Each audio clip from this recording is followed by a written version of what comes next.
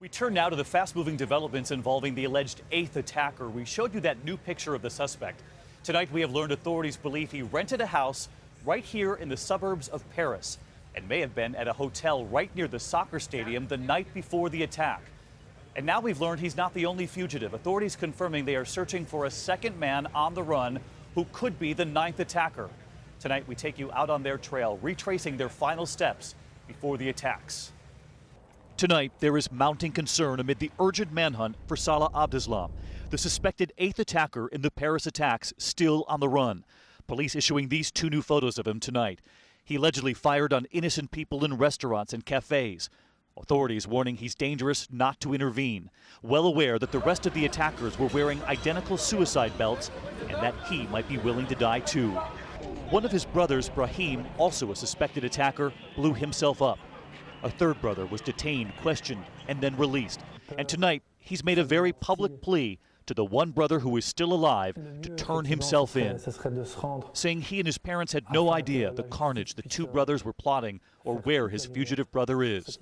Tonight, authorities retracing the attacker's steps in the final days and final hours before the attacks. Today, outside Paris, we went to the scene where investigators believe those two brothers and the other attackers might have been the night before the attack. You can see the activity here as well. It's believed the eighth attacker might have rented two rooms here at this hotel right over my shoulder. We are not far from the soccer stadium where the terror began to unfold last Friday night, and it's believed the attackers might have been staying here in the nights leading up to the attacks. And while authorities won't confirm they were in those rooms, today French media reporting they honed in on rooms 311 and 312. Tonight, new images of what they found. Beds stripped, the mattresses pulled off the beds after police searched the rooms. Analyzing the evidence, reportedly confiscating the hard drive from the computer in the lobby. There were no security cameras at the hotel. Investigators also believe that attacker on the run had rented this home in the weeks before with his brother right outside Paris in the suburb of Bobigny, believed to have been strategizing under the radar. Investigators have been here to this Paris suburb. You can see the police presence, the school across the street, kids getting out right now. And this is the building where it's believed the terrorists were renting two apartments. In fact, the landlord reportedly saying that they were calm, dressed well, and that they said they were here on business from Belgium. Across the street, as school let out late today, we talked to this mother picking up her child. Do you know they were staying here in this building? We are all stunned. We have learned everything on TV, she told us. We're just here to pick up the children and try to move on with a normal life. And this grandmother here for pickup too. Shocked.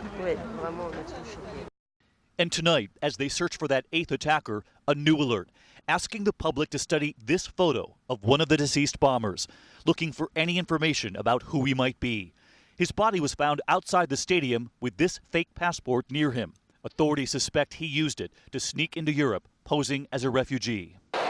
24 hours after French President Hollande said we are at war with ISIS, tonight new airstrikes on ISIS in Syria. Overnight, this new video, the emergency anti-terror crackdown in and around Paris. 128 raids, mobilizing 115,000 extra troops. Teams of police driving through the streets of Paris, pounding on doors, dogs barking, police calling out. Inside, they pour over the home's electronics, handwritten notes, searching and in some cases arresting those inside. And police finding this car parked in Paris, sealing off the area around it, believing it could be connected to the attacks. While outside the Bataclan Theater, police on hand as workers in protective gear cleaned up the blood-stained sidewalks. Amid those images now emerging of concertgoers smiling just before the terror unfolded. The theater owners telling ABC News, no words are enough to express the magnitude of our grief. And 24 hours after we took you to the Eiffel Tower last night, lit up in blue, white, and red, today we learned it had been shut down again for a time, amid worries from the workers it could still be a target. Showing you just how tense this city remains.